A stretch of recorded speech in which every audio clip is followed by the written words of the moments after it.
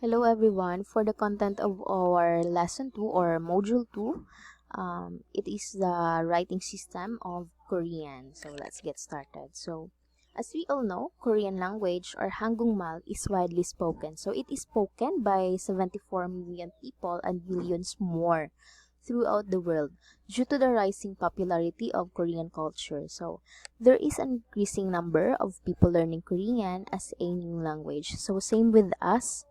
um, Today, Korean as foreign language is being offered to teach in Philippines. So, mostly before, ang gina-offer lang are Nihongo or Japanese, German, Spanish, and French. So, amo na siyang common. So, subong, Korean language is added due to influence of Korean culture and its increasing economy. So, Korean is written using a feature called Hangul, which translates to Great Script in English. So Hangul is considered to be one of the most scientific and efficient writing system in the world and has been touted as such by language experts around the world. Okay, so now let's go to history of Hangul. So before Hangul was created, Korean was written using Hanja. So ang Hanja is Chinese characters. So it could only be learned by the elite classes and those who could afford an education. So writing Korean with Chinese characters means memorizing thousands of characters and trying to put them together to para makahimo ka sang Korean word. Okay, so imagine kung ano ka hassle. So, the sounds and grammatical structure of Korean are very different from Chinese. Therefore, to write a message using only Hanja was very inefficient. So, during Joseon Dynasty, the Hangul was created by the fourth king, Sejong the Great. So, his reign was year 1418 to 1450. So, King Sejong the Great made it known that he truly despised using Hanja or Chinese characters in writing Korean. So he wanted all his people to be able to read and write, not just those in higher social classes. Wala hindi gusto nga ilimit ang education for those who can afford and for those who belongs in higher social classes. So King Sejong was determined to come up with a new writing system that was easy enough for the common man to learn and could accurately depict the sound of human speech. So he and a committee of scholars sets out to do just that. And the result was 28-letter alphabet, or also known as Hangul. So October 9, 1446, new writing system was announced in a document called Hunminjungum, which means the proper sounds for education of the people. So October 9th, every October 9th now is celebrated as official national holiday in Korea and is known as Hangulnal or Hangul Day. Okay, so after Hangul was officially and publicly announced by King Sejong the Great, the new writing system was not generally accepted first.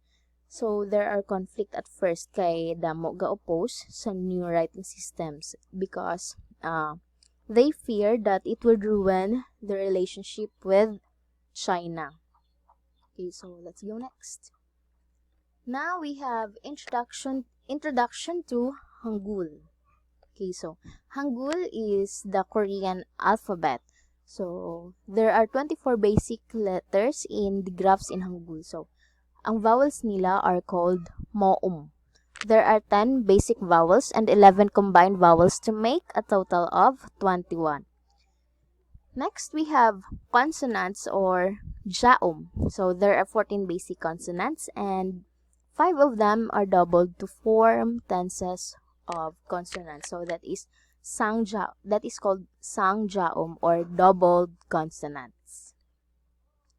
Okay, now we have basic vowels or our moum. Okay, so I have provided this one in your module, but The pronunciation is, okay, so this one is A as in father, Ya as in yard, O as in got, and Yo as in yummy. And this one is O as in ago. This one is Yo as in yogurt. This one is U as in food. This one is U as in USA. This one is pronounced as and this one is E as in peach. Okay, so please familiarize this one if possible i-memorize gid para dasig lang makabalamag read and write. Next we have double vowels. Okay, so ang aton nga double vowels or combined vowels. So amo ni siya ang combination of vowels, and these are the result of its combination. So kindly take note on this one kay wala ko siya na-include sa inyong mga module. So now this is how we pronounced these double vowels or the combined vowels. So this one is as in said, yeah as in yes, as in bed, yeah as in yet, wa as in want, we as in western, we as in wet, wo as in work. This one is we as in way, we, and this one is we, weekend, so medyo prolong. And this one is okay.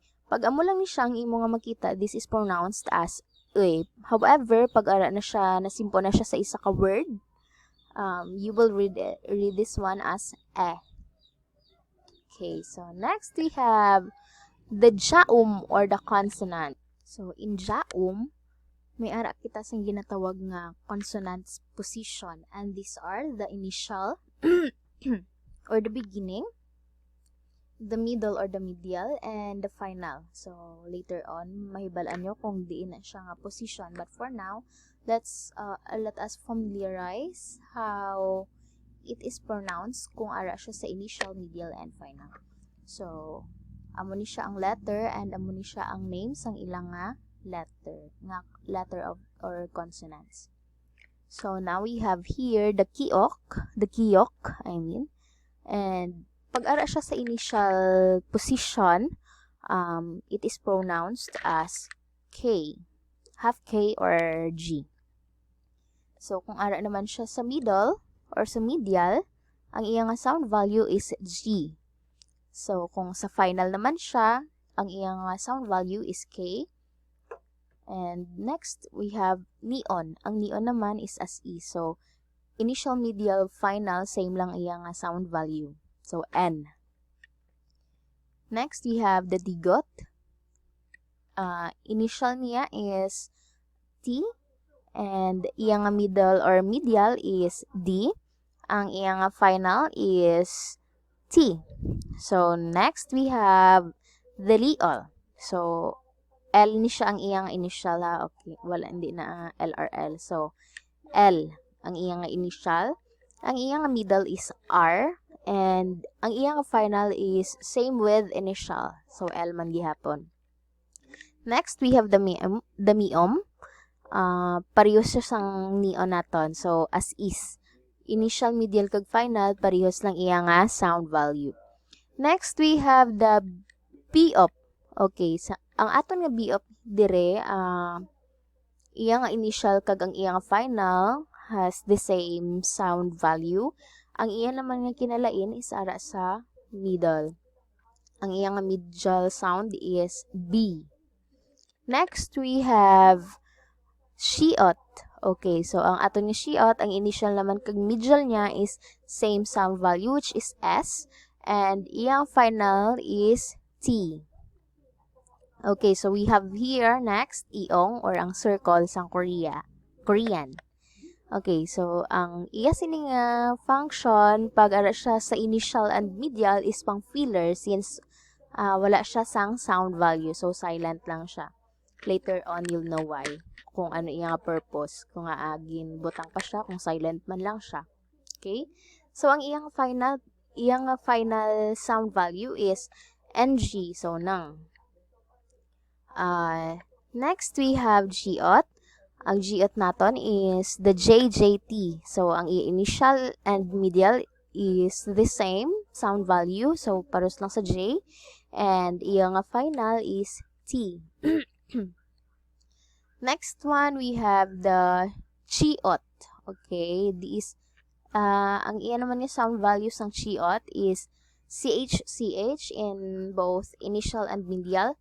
And pag final, T na siya. Next, we have KIOK. Okay. Ang KIOK naman is the same lang siya, initial, medial, final. Ang iyang sound value is K. So, medyo soft.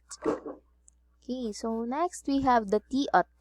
Ang TOT naman is soft ng gyapon iyang pag-pronounce. Initial, medial, and final are the same sound value. So, medyo may hangin. T. Next, we have the POP. So, ang mangyapon, medyo may hangin man siya Japon mag-pronounce. So, POP. Next, we have HIOT. HIOT is, ang iyang sound value is, for initial and medial is H, and for final, it is T. Okay. So, kung na-notice ninyo, there are some letters in English alphabet nga wala sa Hangul.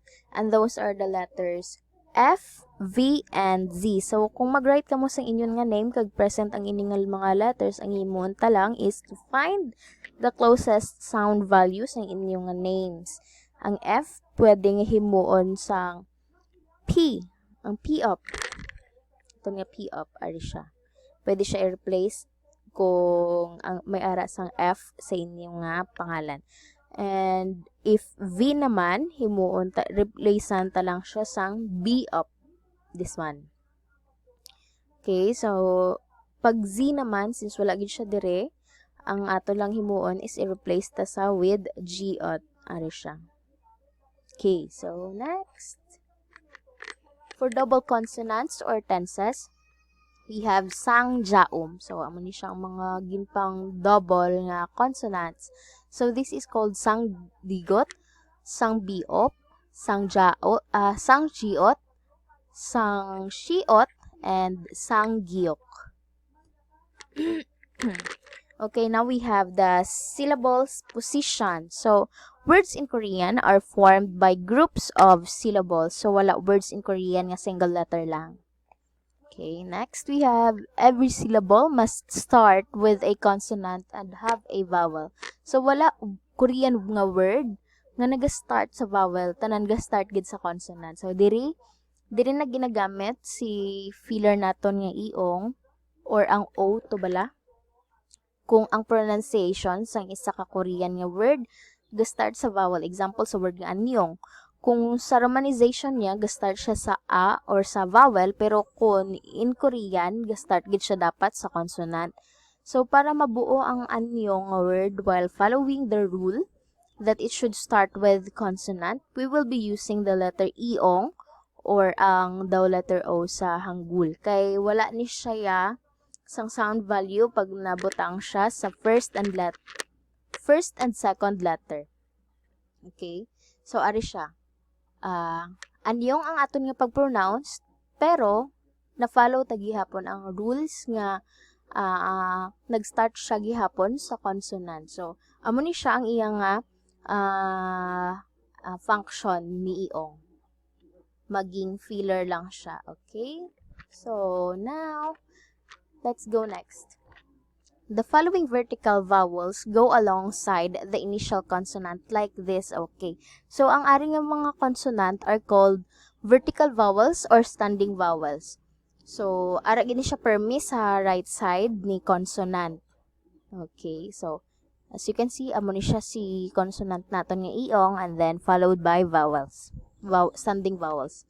Okay, so the following horizontal vowels go under the initial consonant like this. Okay, ang ari naman siya, ginatawag din siya naton nga falling vowels.